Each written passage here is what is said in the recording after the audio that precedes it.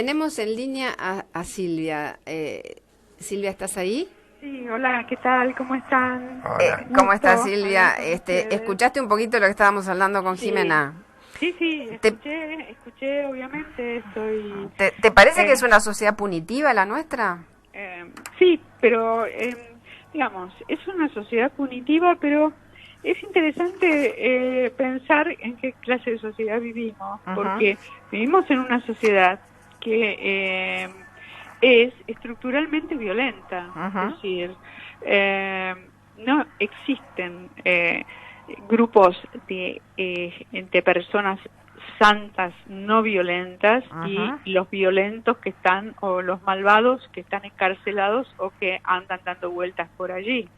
Es decir, hay una hay Una- una naturalización de la violencia en nuestra sociedad. Ni todos somos santos, ni todos somos No. diablos. Entonces, si yo veo a un criminal, entonces deposito en él todo y yo estoy libre de toda culpa y cargo. Ujú. Esto pasa mucho en el circuito de la violencia, por Ujú. ejemplo, en una pareja. Ujú. Vos tenés eh, el circuito, bueno, tiene fases y hay una que es la visible, que es la fase de los golpes, Ujú. en donde, eh, bueno, mayoritariamente es el hombre el que golpea a la mujer por esta dificultad que hay con relación a una fuerte adhesión a los estereotipos de género. Entonces, aparece la violencia física como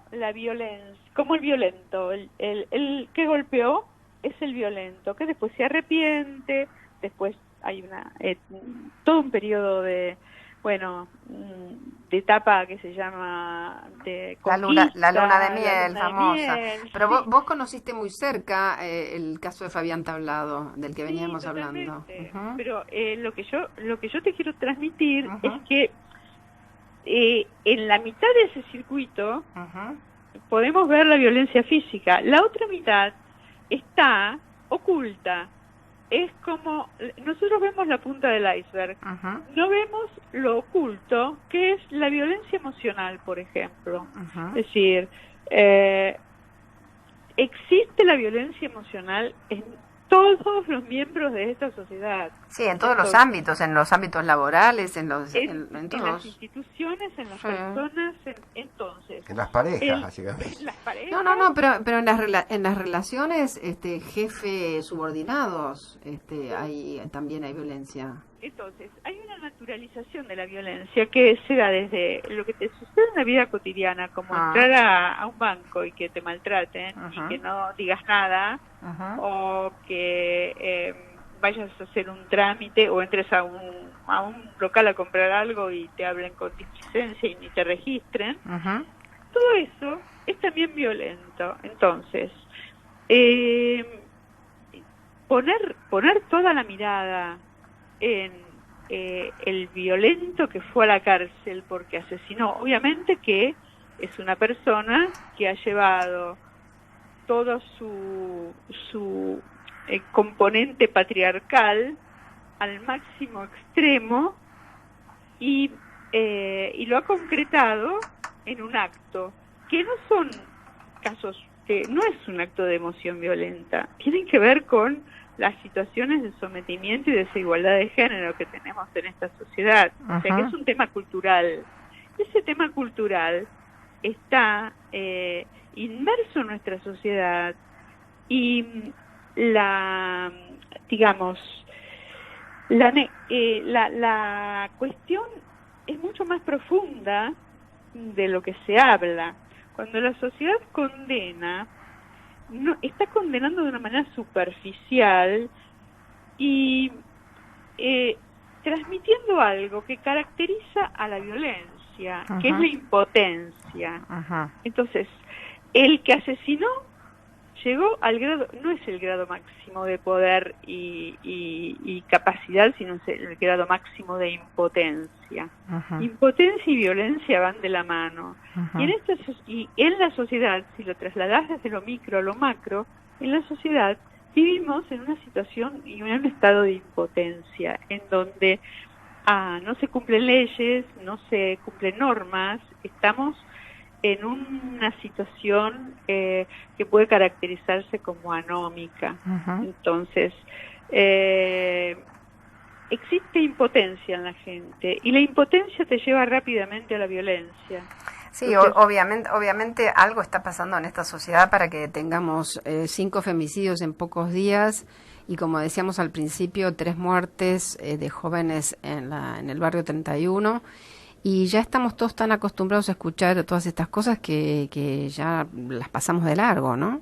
Sí, pero mira, hoy salió un artículo en La Nación en donde hay un relevamiento que hace una organización no gubernamental que se llama la Casa del Encuentro. Sí. Y para el 2019... ¿Perdón? Hola. Parece que se cortó. Vamos a retomar con Silvia. Sí, realmente, a ver, cualquier relevamiento que se haga de las muertes, estamos hablando de muertes por homicidio, por femicidio, estamos, como decíamos hace unos programas atrás, naturalizamos las muertes a partir de la inseguridad en el tránsito.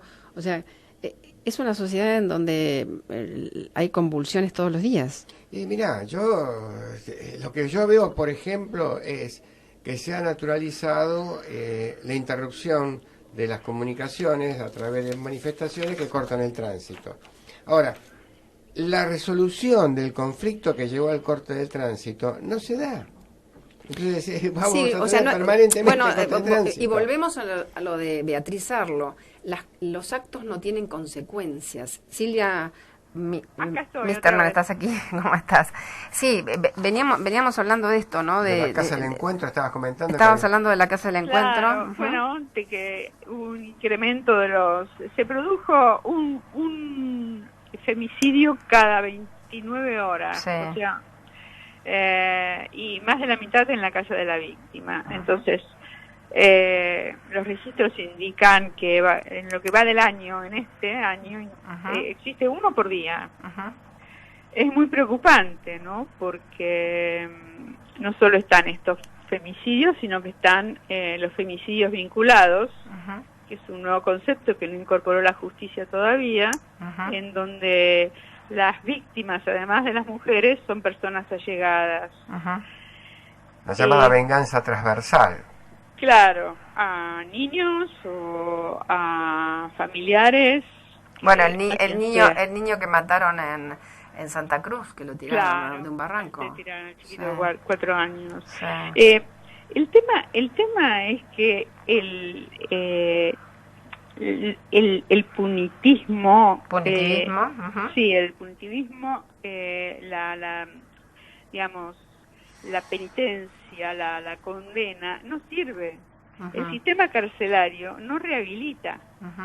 Entonces, los violentos son reincidentes. ¿Por qué? Porque no existe, la solución no es llenar las cárceles. Y como decía la doctora recién, existe yo lo anoté por aquí, un 53% de hiperpoblación carcelaria. Sí, pero también hay un 90% de arrepentimiento y los números respecto de la reincidencia son bastante más bajos, a pesar del mal tratamiento que tienen dentro del sistema penitenciario.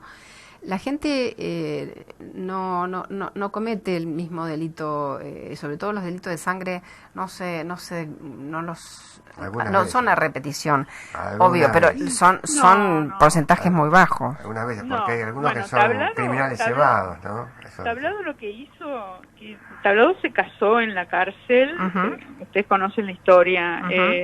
Tablado tenía 24 años cuando mató con 113 puñaladas a Carolina Love. Y ella tenía 17, eran novios, eran compañeros de escuela. Y bueno, fue en mayo del 96.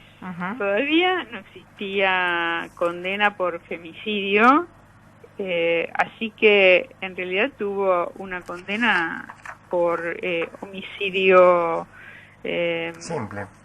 simple, ¿no? Sí, fue homicidio simple, porque... Sí, pero por ejemplo Barreda estuvo 9 años y mató más gente. Claro, bueno, No, hay otros casos Pero agravado el caso de Barreda, ¿eh? ¿Y estuvo 9 años preso? No, estuvo más preso. No, Lo que pasa es que estuvo en libertad condicional él. Bueno, 9 años. La condicional y salió con fianza por una de las mujeres que se enamoran con este problema de la hibridafilia, que es una parafilia, que es una relación atípica con respecto a objetos o a personas que no tienen que ver con... Es atípico y hay alrededor de 60 parafilias, y una es la de enamorarse de los asesinos y pensar que los van a reivindicar y demás. Y esta mujer pagó la fianza y se lo llevó a Barreda. Y Tablado lo condenaron por 24 años, pero después sumó en el 2013 una nueva condena por amenazas. Sí, de 2 años más. De 2 años y medio más, porque fue declarado reincidente y sentenciado, bueno, a 26 años en lugar de 24, pero creo que por una ley que era la 2x1, en donde se computaba doble los días de prisión preventiva, salió ahora y le computaron 24 años, porque creo que fue así. Sí, el punto yo es una cuestión que a mí me está preocupando. ¿Qué opinión tenés vos como socióloga? Hay algo que es, digamos, un factor criminógeno en esto, importante, que es la familia monogámica patrilineal, digamos, sería así, donde, bueno, habría una idea de que la mujer es parte de uno y que debe ser manejada por uno. Y cuando la cosa se produce una disonancia, viene la reacción emocional violenta por vía de disciplinamiento o algo por el estilo. ¿Cuáles serían los cambios que tendría que haber en la familia? ¿Cuáles serían las relaciones interpersonales que habría que cambiar para disminuir esta forma de violencia? Bueno, básicamente las familias que podemos calificar como las que tienen mayor labilidad o digamos que están más expuestas a la violencia son las familias que tienen un corte tradicional, que provienen de familias de origen que son autoritarias, en donde no existió un desarrollo autónomo de la persona. Entonces los que se encuentran y arman una familia son personas con muy vulnerables, ambos son vulnerables. Y entonces en estos casos lo que sucede es que la violencia aparece porque esta gente tiene una fuerte adhesión a los estereotipos de género. Ella espera que él sea el hombre del estereotipo, el valiente, el hombre que puede afrontar cualquier tipo de situación, que la protege, el protector, el macho alfa, digamos. Macho alfa, tal cual. Y la mujer, bueno, el estereotipo femenino de la mujer que circula afectos al interior de la familia, dependiente, no libre sexualmente, cuidadora y sometida, altruista, incondicional. Ese tipo de parejas son las parejas que yo, a través de 38 años de trabajar con el tema, lo veo como repetido, son un calco. O sea, la asimetría total. Una asimetría por una adhesión muy fuerte al modelo patriarcal, que a veces llega a extremos. Sí, pero ese modelo es transmitido por las mujeres también. Por las madres. Sí, por las madres. Hay mujeres machistas. Bueno, y es lo que así educamos a nuestros hijos, con nuestros propios parámetros. Claro, la educación de nuestros hijos tenemos que hacer. Yo personalmente, que empecé en el año 80 a trabajar con el tema y con la socialización de género, Ujú. con toda la temática de la socialización diferenciada de género, Ujú. veíamos cómo se socializa mujeres y cómo se socializa varones, y la socializador básica es la familia, y en la familia la madre. Ujú. Entonces vos encontrás mujeres que reproducen el modelo naturalmente. No hay un cuestionamiento del modelo. Por suerte, actualmente es diferente que cuando yo empecé. Ya a mí me emociona de pronto ver cómo se ha multiplicado todo esto, porque cuando comenzamos éramos muy poquitas y nos miraban como que si estuviéramos hablando en otro lenguaje, en una diciendo cosas que no se entendía muy bien qué eran. Y Pero vos ves que hoy en día hay en las currículas de los colegios esta formación en que la socialización a niños y niñas debe ser con los mismos ejes, y no que vos de Celeste y yo de Rosita. Sí, hay una tendencia, y yo que atiendo familias, por ejemplo, yo veo que los chicos tienen información sobre la violencia e incluso enfrentan a los padres diciéndoles: a mí no me trates mal, si me tratas mal voy a ir al juez. Dicen cosas de ese tipo, chicos, con lo cual existe cierto grado, cierta prevención, probablemente no en todas las escuelas, pero yo conozco algunas escuelas públicas en donde eso sí se hace, y se está empezando como las chicas juegan al fútbol, juegan con los varones o juegan entre ellas. Sí, los hombres de menos de 40 cambian pañales y dan la mamadera y se despiertan de noche cuando el niño llora. Sí, de cualquier manera, esto es un cambio en los roles. Sí. Lo que tenemos que tener muy, muy claro es que no está erradicado el modelo patriarcal, no, que subyace y que justamente reaparece. A mí lo que me asusta un poco, Silvia, y lo vamos a dejar para otro programa porque me parece que se merece que lo desarrollemos bastante más, es que en esta cosa de que sí, niños y niñas deben ser educados con los mismos paradigmas y desarmar el patriarcado, pero al mismo tiempo corremos el riesgo de circular en una pendiente en donde mamá y papá se equivocan, mamá y papá no me ponen límites, yo no quiero esos límites, y de repente tampoco puedo manejar mis frustraciones, y después soy un violento, ya no con la mujer, sino soy un violento con todo el mundo, aún con mis padres, porque soy una especie de tirano frustrado. No me han puesto límites. Claro, bueno, pero esta es la sociedad del niño rey también. Sí.